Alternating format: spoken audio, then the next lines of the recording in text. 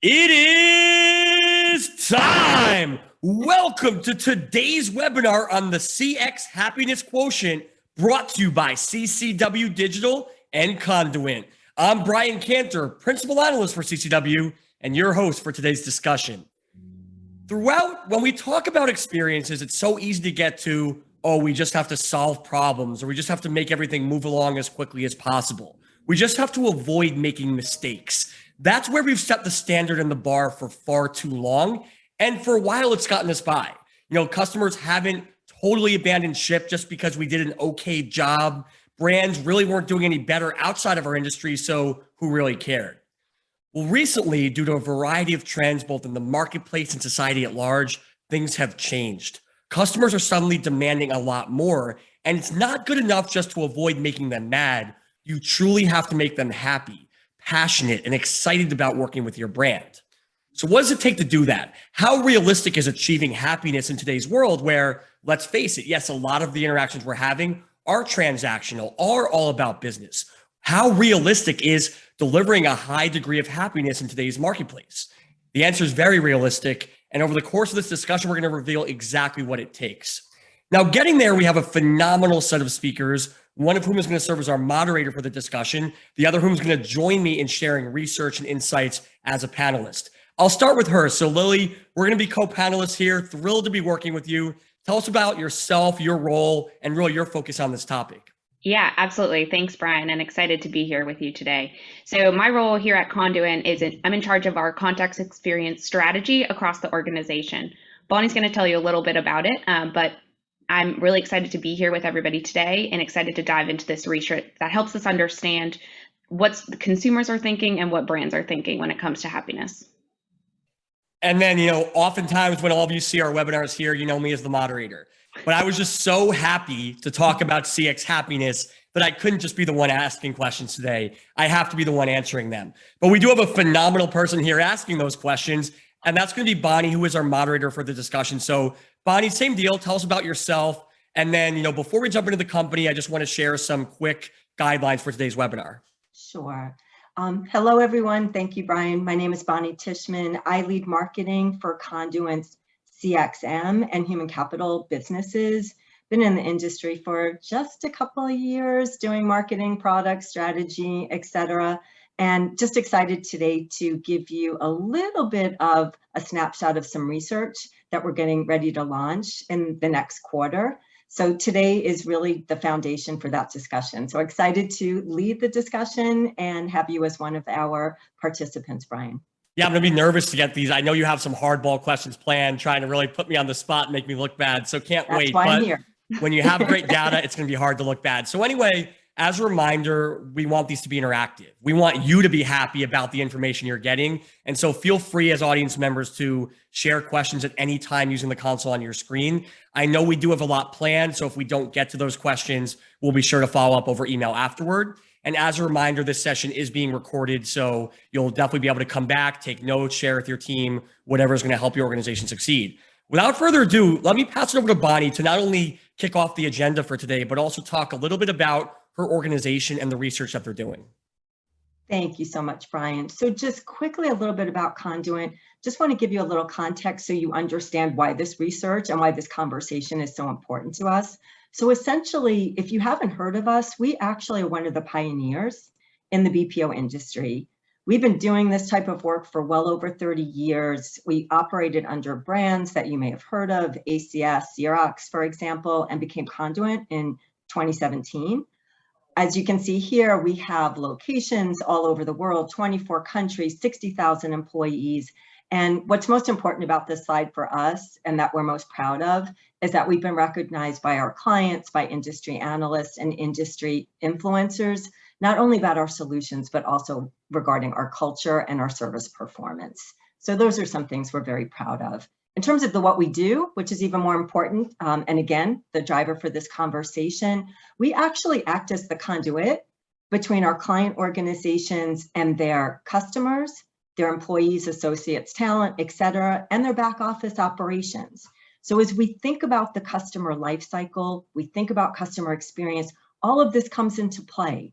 Employees deliver service. Back office operations deliver service. Customer experiences are the things that are going to drive your revenue for tomorrow. So it's really important to us, again, to use this research as a foundation of where the market's going. So what I'm going to do now, I'm going to take just a couple of minutes just to give you a snapshot of why we're doing this. And then we're going to dive into a little bit of our findings and really get some perspectives from Brian and Lily, who are out in the market every single day, what they're seeing, why they think that these changes are occurring in the market. So just quick step back. Conduent has actually sponsored research on the state of customer experience for several years. We had 3 years of research prior to the pandemic, global studies, very large, did lots of papers and launches around them. And what we decided to do last year is see what's changed, right? The world changed around us. So what changed in terms of customer perspectives, customer expectations, and what changed in terms of what's driving experience? So number one, what's changed? And number two, we folded in a brand survey as well, or organizational survey, to see what are brands doing? What's changed for them and where are they going? And by the way, are they meeting in the middle? Are they both together in terms of this journey? Couple of quick things that we found. Exactly. Couple of things that we found. The whole know me, this is not new, right? Amazon's been out there for quite some time. You see people like me, but the know me has changed. It's not just, I want you to know about my phone number, that even I visited yesterday. I want you to know about me. How am I feeling today? Where am I coming from? What are my perspectives? So that's changed, and that's impacting the whole concept of customer experience. So that's number one. Conversation, people want to talk to people, whether it's through a chat, social, etc. Having a conversation after being quarantined, after wearing masks for years, and not having that social aspect in their lives, people want to talk, or again, they want to chat, they want to have conversations with humans too. Self-service, we all want it. Sometimes we just want to solve something in 30 seconds. We're failing miserably as an industry. And this can be fixed. Not a bad thing, but there's definitely some work to do as it relates to self-service. We're going to talk a lot about omnichannel. People want to interact with a brand when they want to, how they want to. Preferred channel, extremely important, drives happiness. Data. There is so much data. We have marketing data, sales data, financial data, transactional data, fulfillment data. So much of it, not using it in the way that it can be used in order to truly drive excellent customer experiences. And then lastly, this is not rocket science. A happy customer spends more money, is more loyal, will refer you, but we do have data now behind that. So that's just a backdrop, just some overview findings, early findings again. So now we're going to dive into a couple of questions, and I'm going to start with you, Brian, since I know you've just recently done research as well. So now I'm going to put you on the spot, hopefully throwing you a hardball, not a softball. Okay, so number one, 70% of the consumers that we interviewed, they describe CX excellence as either a strong relationship with the brand or one that evokes a feeling of happiness. This is probably not very surprising to you, but again, it's not just did you resolve my issue, it's happiness is what we're hearing. So what do you think about that? People want to be treated like a friend, a family member.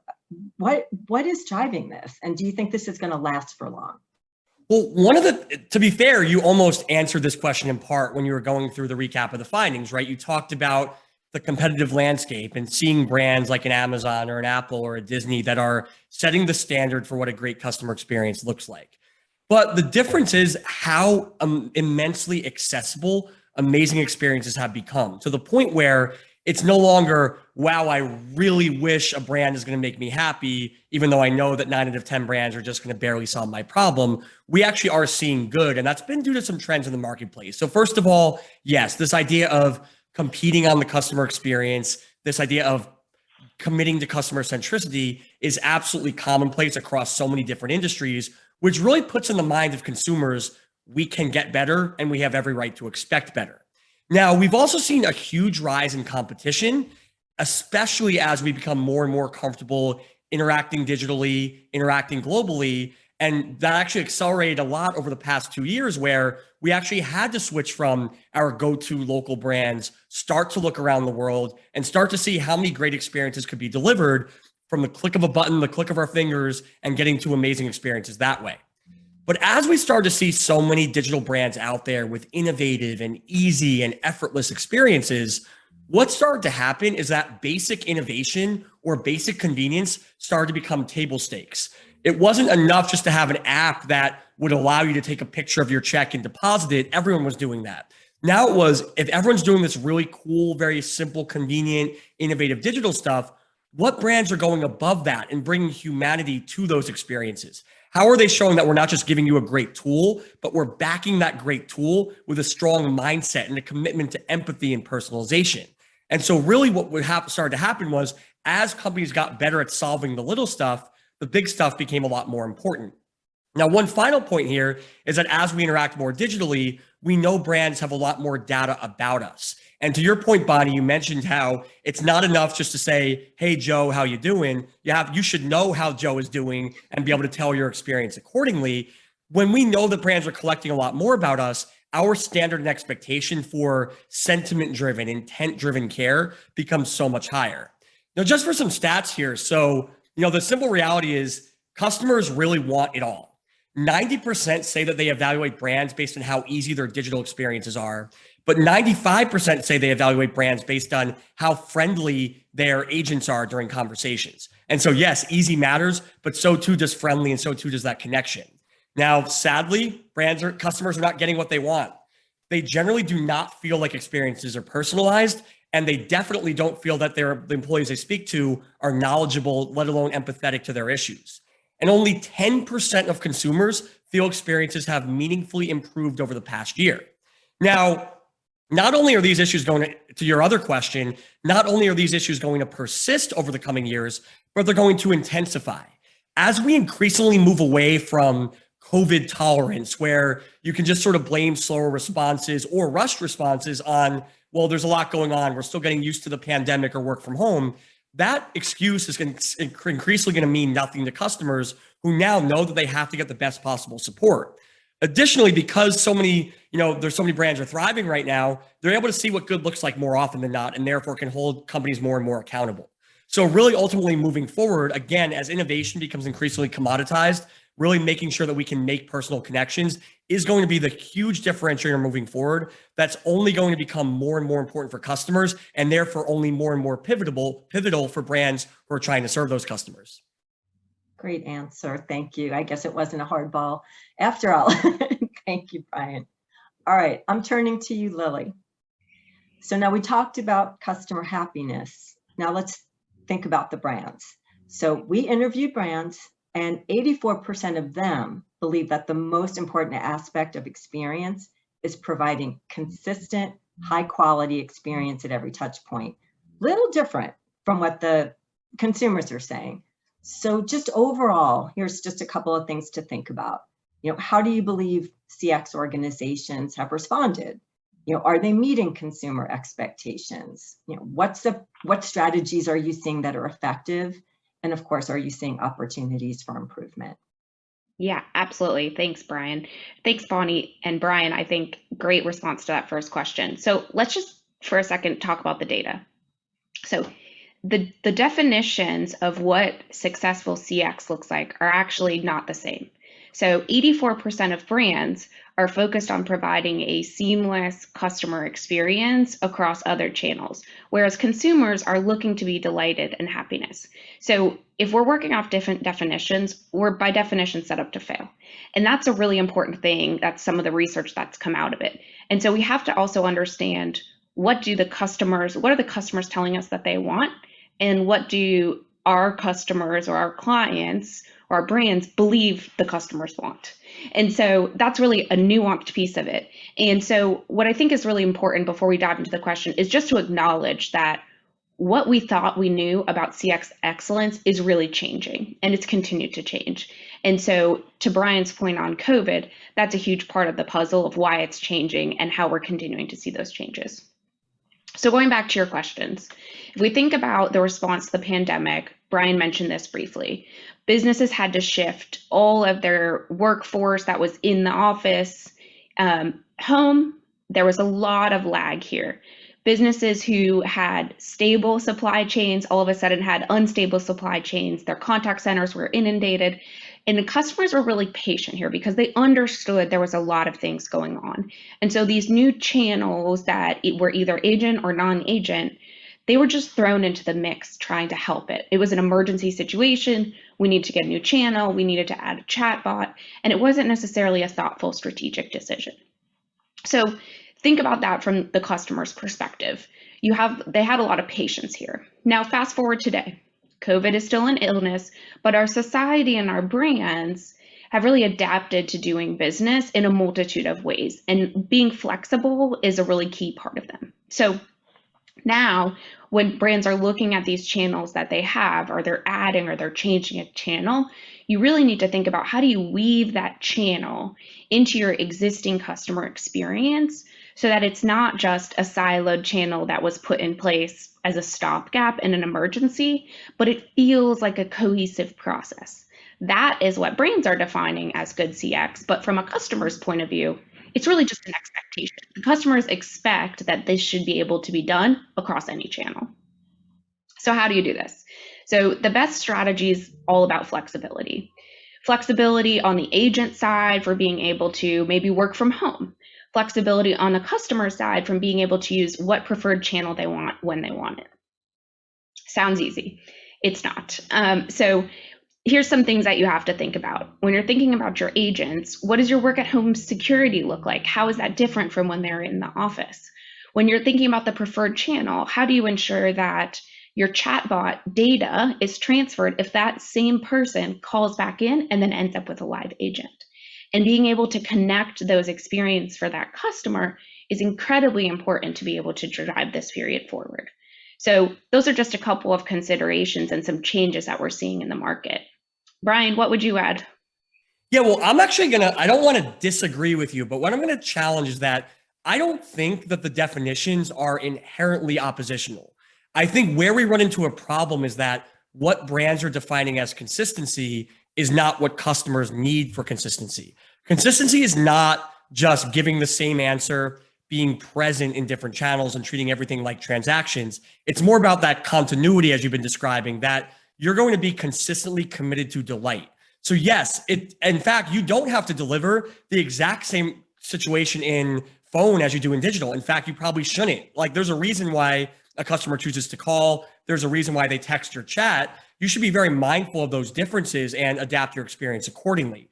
But what the customer should always receive is the same brand who's just as committed to their happiness, just as committed to knowing them and using that information to create a cohesive, like you said, journey across those different areas. And where brands are struggling is that they're saying, let me be available in as many channels as possible. Let me make sure that I have the right information, a unified knowledge base, and ensuring that nothing I say is inaccurate. But what they're forgetting is that it's not just the information you have, it's how you use it. And if the basis of how you're using it is not driven by what a customer really needs at a given moment, how where they've been previously impacts what they're going to need moving forward, as well as how that information changes based on context, then you're not going to be sharing the right information. So the pivot needs to stop being, let's just unify everything and get everything in all these different touch points, but instead let's elevate everything by letting the touch points work together in a complementary way to paint a better picture of the customer and give us a more of an opportunity to communicate the humanity of our brand.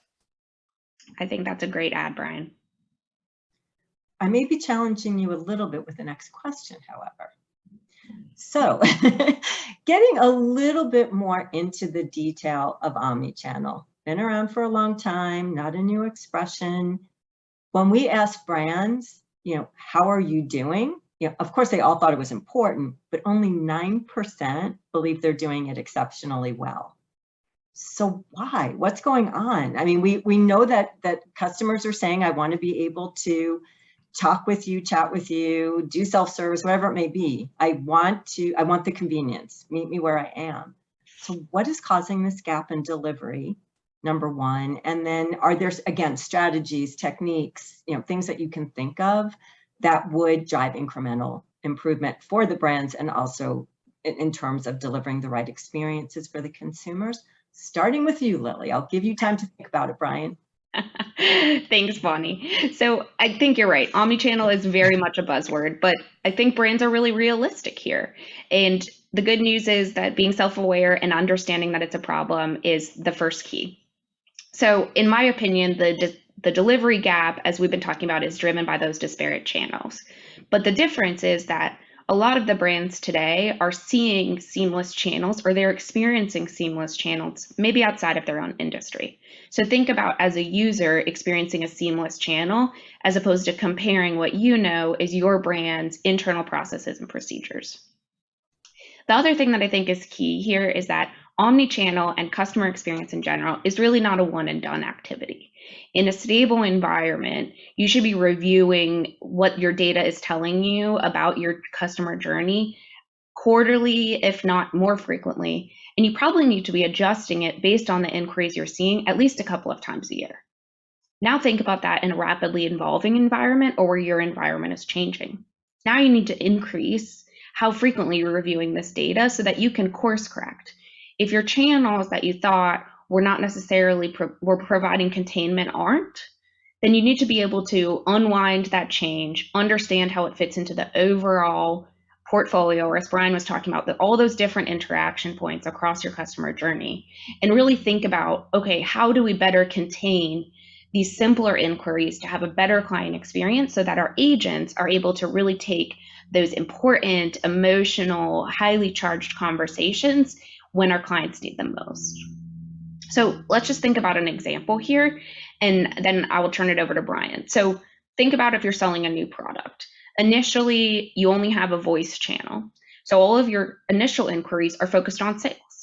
Now you stand up a sales purchase channel online. So all of your initial inquiries, while some of them are still sales, they're now all transitioning more towards product setup, because your initial conversation started with sales and did product setup. So now your IVR that asked if they wanted to pay by credit card or pay over the phone probably doesn't make a whole lot of sense when your customer's trying to troubleshoot setting up their product. So that's kind of just an example for us to think about. Brian, I'll turn it over to you, and then we have an illustration that I think will also help bring this to life. Yeah, well, one of the things that I like an example you want to give, and I want to get back to that in a second, but just one to talk about the gap, because you're right, Bonnie, right? We have so many stats where it's like, oh, 80% of brands think that they're customer-centric and only 20% of customers agree. And we have data showing that 77% of companies think that they're personalizing experiences. Fewer than 20% of customers agree with that. It's common to see this completely inflated sense of self-worth that's not even accurate. But with omnichannel, if anything, our data shows that brands are being too hard on themselves. And the reason for this is that it's impossible to deny that you're not omnichannel, because the issues that affect customers also affect your team. If your team cannot recognize a customer as they move from channel to channel, you know very well you're not creating that singular, unified, cohesive experience. You know very well you don't have that 360-degree customer view. And if you know that at the agent level, you of course know that it's difficult for the customer as well. So because omnichannel really affects the operation just as much as, if not more so, than the end customer, it's very easy to identify where you're struggling. So why are we struggling? Well, one, I actually think Lily did an amazing job of articulating exactly where brands sort of make a mistake here.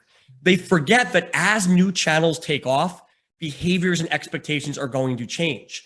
If suddenly you start to use self-service for simple issues, then you're going to expect that when you do escalate to a live agent, they're going to be able to handle complex ones. But wait, if we haven't trained the self-service tool to capture the right information to pass to that agent, and then haven't given the agent the training to use that information to have a more complex and meaningful and personalized conversation, then all that happens is they shift from channel to channel, but get the same experience that's not what they're looking for and ill-fitted for the exact channel they're trying to achieve this in.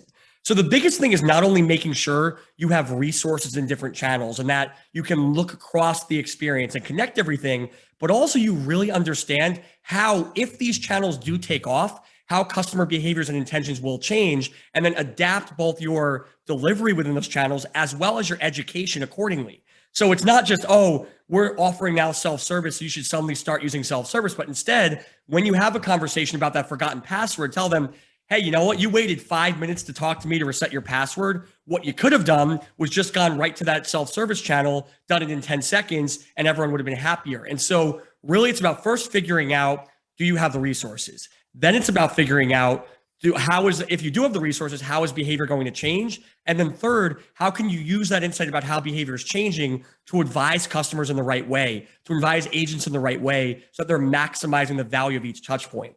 Omnichannel is not just, oh, they know me here, they know me there. It's by virtue of knowing me here and knowing me there, they've made each touch point better than it possibly could have been previously, more consistent, more happy, more likely to generate happiness, and therefore more valuable for the customer. Great point. I think that feeds into what you're about to talk about, Lily, perfectly. Yep, absolutely. So I think if we move on to this is the graph, and to Bonnie's credit, I drew this on a whiteboard, and it's really translated into something much more visually appealing. So thinking about that example, what this graph is really showing you is, as you move along the moments of truth, those needs of the client, or if you're in a situation where you need to capture a ton of data about the client, it really needs to move from those self-service automated channels to those live agents. And the reason being that they are empathetic, they can show empathy. And because your agents are not handling address changes, very transactional things, because they're contained in those self-service channels, they have the ability to be those empathetic sounding boards for your clients. So back to that example we were talking about. So the customer purchased the product online, they're now having trouble setting it up for your website. So, you have them, they have a chat bot, sends them to an FAQ page, but you only have an FAQ page about selling, right? It's not set up for product. So once again, we've lost an opportunity here. Now, maybe they have to call, or maybe they go to a live agent chat.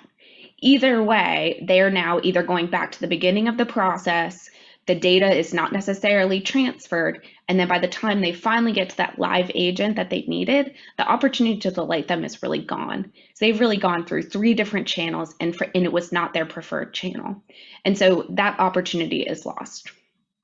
Additionally, on the flip side of that, if your agents are taking all of these simple inquiries, it doesn't leave time. And so you're clogging up your processes, your IVRs, your queues with simple inquiries that could be automated. And so it's just driving up overall the time it takes for a customer to resolve those issues.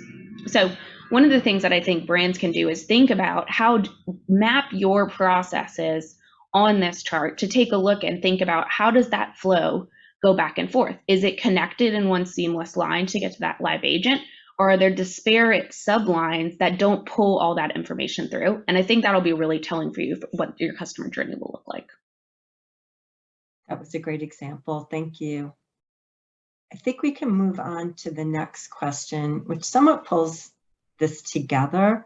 So to your point, Brian, I think we are, as operators, I think oftentimes we are hard on ourselves because we see what's going on. And I think you see that in this next stat.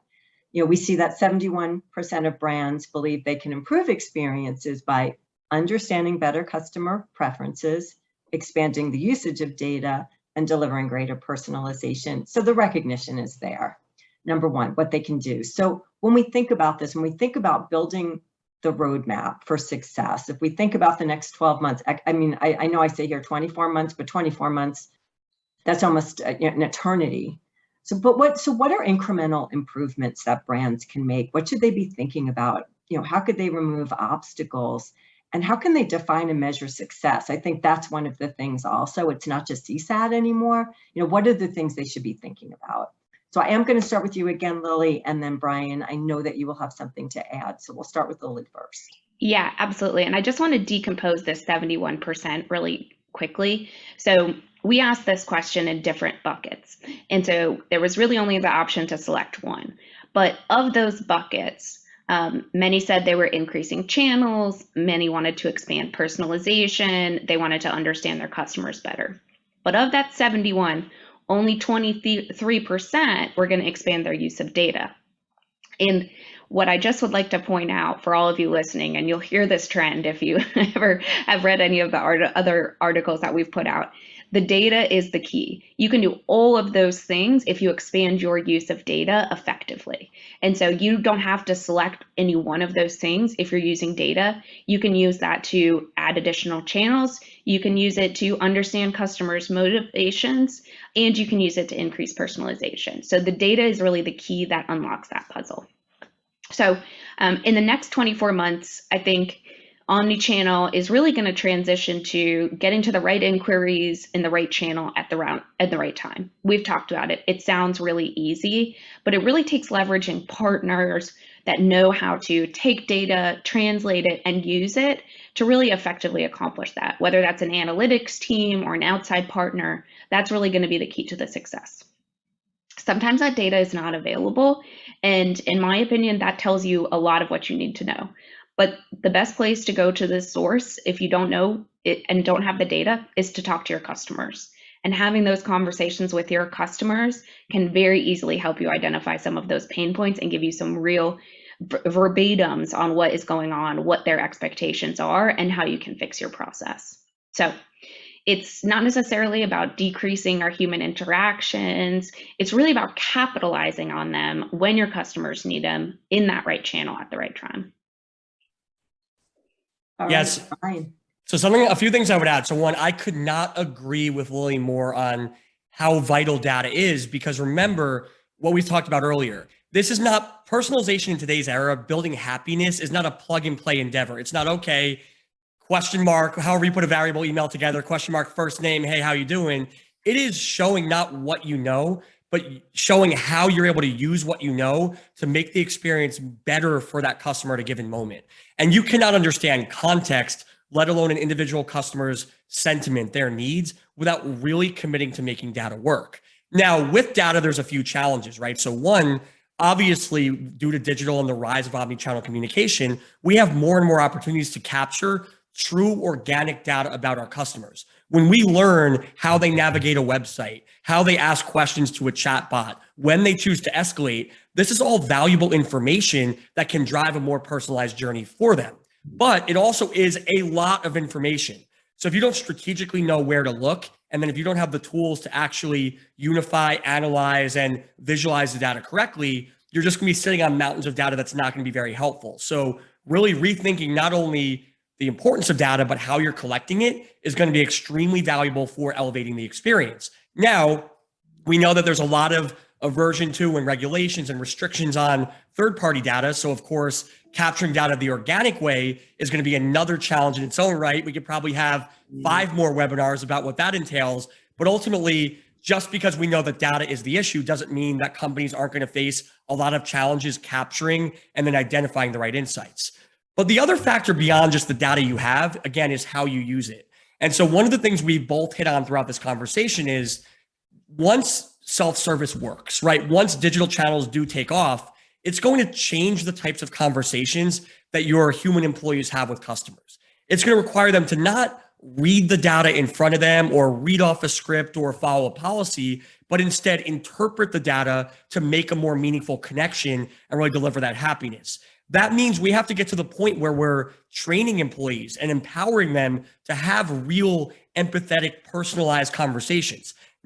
They may inherently have the capability, certainly more so than a bot does, to show empathy. But if for the last 25 years, we've been saying your job is just to read a script and follow the policy, it's going to take time to get them feeling comfortable and ready actually engaging with customers. And while this is all going on, we know that there are some labor challenges out there. We know companies are struggling, first of all, to find the right talent, keep the right talent, engage the right talent. And so with all that happening, not only do you need better talent, but you're having trouble even getting the status quo level of talent in place. So there's a lot of challenges around hiring and all that. My recommendation here is simple. One, set the idea of what your experience needs to look like. Really commit to making happiness the priority. From there, deciding how your different channel mix will contribute to that happiness quotient, how different channels serve different functions, and what resources and data you need to really drive the engine within those channels. With that in mind, then you can redefine the role of the agent as not someone who answers questions, but as someone who drives happiness, and hire the right people, train the right people, set the right metrics for that outcome. And from there, customers will increasingly recognize what parts of the journey do what, and they'll make the right decisions. Their behavior will become more predictable as your conversations become more meaningful. Oh, that was great, Brian. Thank you. That was really helpful and also inspirational to some of the organizations that are out there today. How I'd like to end this, if it's okay, is just do a summary of some of the things that we talked about today, throw a couple of other, I'll say factoids out there. We didn't actually put all the data since, again, this is a soft launch of our study. We wanted to get the conversation going, but we're saving the big bang for next quarter. But so a couple of things, I'm going to just quickly go through a snapshot of some findings, what it means. And then again, I'll go to you, Lily, and then you, Brian, just for any other perspectives you think we hadn't covered today. So we have very much talked about the difference in definition and your perspectives on whether that is a difference in definition between happiness from the customer's perspective, process consistency from the brand's perspective. But the way we summarize this is process and channel consistency does not actually equal CX excellence, number one. So that's one overall summary finding. When it comes to interactions, right now people prefer human interactions. I'll say it again, not necessarily talking, it could even be a chat, but Lily said it earlier. I want to know I'm going to get the answer. I'm stressed, I'm in a rush, whatever it may be. I can't spin. I want the answer. So they're much more comfortable with humans today. Brands do have a lot of investment and belief in AI and bots and analytics, and do believe that's going to change the game. But it doesn't replace the human, is what we're saying. The point of view is, but it certainly can help you identify when you need one. That's number two in terms of our point of view. We talked a lot about omnichannel. Bottom line is, we know there's an opportunity. We know there's a place for brands to make other kinds of investments. Maybe it's not more, maybe it's just different, but they also need to be able to measure the success, where they're finding those successes. And then lastly, we didn't talk about this too much in terms of self-service and one and dones, as we say in the contact center industry, but there's actually a decline, right? That was going up before the pandemic. One and dones were going up, now they're going down. Typically a one and done is performed through a direct live conversation. So what does that mean in terms of self-service? Because digital and self-service are actually impacting those metrics and customer satisfaction. So where does self-service play in here? Because we didn't talk much about that, but that's something I would love both of your perspectives. So I'll go again, Lily, I'll start with you. Anything that you don't think we covered that that you'd like to talk about in terms of our overall findings? Yeah, absolutely. So I'll just hit really quickly on those one-touch resolutions, because I am a big fan of a one-touch resolution. If I can get my problem solved quickly, I'm happier, and I'm a perfect use case of that. So what we're really seeing is these are really concentrated in stopgap type of channel. So think about this as you added in a chat bot as an opportunity, but your chat bot only answers things that are directly on your website. And so if I've already looked at your website and I've talked to your chat bot, my inquiry still not resolved, that's really a failure point. And part of the reason that we see a lot of these one-touch declines is because there is not that growth and the evolution between the channels. So it's not necessarily the one-touch resolution. If you could connect those channels to escalate it to the right channel to be solved, you could maintain that one-touch resolution. But because we have these disparate channels where the customer has to go back to the beginning, we're really losing that ability to solve their inquiry in one piece at a time. That's a great point. And what I would add there, though, is that the other challenge, if self-service starts to take off, and as you said, Bonnie, and we have stats proving the same thing, that 77% of customers really require a live agent for key parts of the journey. So they're not believers in self-service just yet. But as it increasingly takes off, what's going to happen is customers will decreasingly see self-service interactions as contact. They will just say, okay, the answer's there, so I either solve the problem. When I do need to speak to someone, it is going to be a more complex issue. By definition, it probably will be hard to solve that on the first contact, right? So just looking at FCR as a blanket metric with no context may not even be advisable moving forward, because it's very likely that increasingly we're going to be bringing things that can't be solved on the first contact to contact centers. So that will happen. But that can only happen when, first and foremost, customers are trusting self-service channels to be a valuable, mechanism for solving their initial issues. It's not, when you say stats showing that people want to talk to live agents, it's not that every customer loves talking to customer service teams and waiting on hold and repeating their information. They love what the agent represents, which is someone who is there to hear you and at least try to think about a solution to your problem. You don't have that faith in bots right now, but if you develop that faith, then you're going to start to see it as a very easy, effortless, convenient way to avoid contacting the brand. And when you do contact the brand, you know that, yes, you're going to get a great complex resolution. Maybe it takes 2, maybe it takes 3 calls, but you know that you haven't wasted your time because the issue you're bringing to that agent absolutely required that human touch. So really it comes down to building comfort in our self-service channels, letting customers trust the process, and then knowing that if they do have to engage, it might require more time, but that time will be more worthwhile because it won't be for a simple issue that could have been solved on the website. It will be for the kind of issue that makes them feel special, valued, and ultimately contributes to their happiness. Yeah, that's a great add. I would say, I believe we very much accomplished what I wanted to get out of today is really just, again, start this conversation. We have mounds of data, interviewed well over 7,500 consumers and brands and global, and and I know you have tons of data, Brian, too. And this is really important to grow our industry, right? To change the game here because it's changing every single day. So I just want to thank you so much for having us be part of your program and letting us start the conversation. And I look forward to coming back when we have all of the data in front of us and get you two back together because you did a great job together. Well, thank you.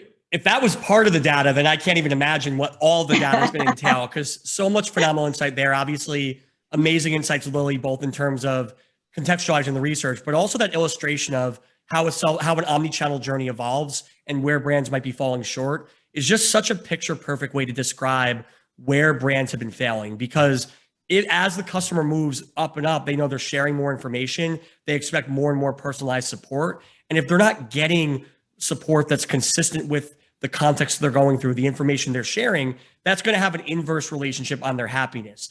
Knowing a bot doesn't know everything about you probably doesn't make you super upset. Knowing that you've given that information to a bot, then a live chat agent, then a phone agent, and they still can't make you happy, that's where you start to really hold that against the brand. And so understanding that progression, understanding that each interaction informs the next one, and that itself needs to be the trigger of what personalization means and how we define happiness. That really is the key to not only succeeding in the omni-channel world, but succeeding in a world where customers demand more and have more and more power to say that if I don't get it, I'm going to go elsewhere. I want to thank, Lo, I don't know if you have anything to add here, but. No, I think this is great. And thank you again, Brian. I appreciate it. And we look forward to sharing all of our data with you and happy to partner on this webinar. And thanks to everybody for tuning in. And definitely, and as you see on the screen, you have some Conduent contact details there. Additionally, we'll, like you said, stay tuned for their research report when it is released in full and you have full access to it. And otherwise, on behalf of CCW Digital, thank you so much for joining us. Thank you.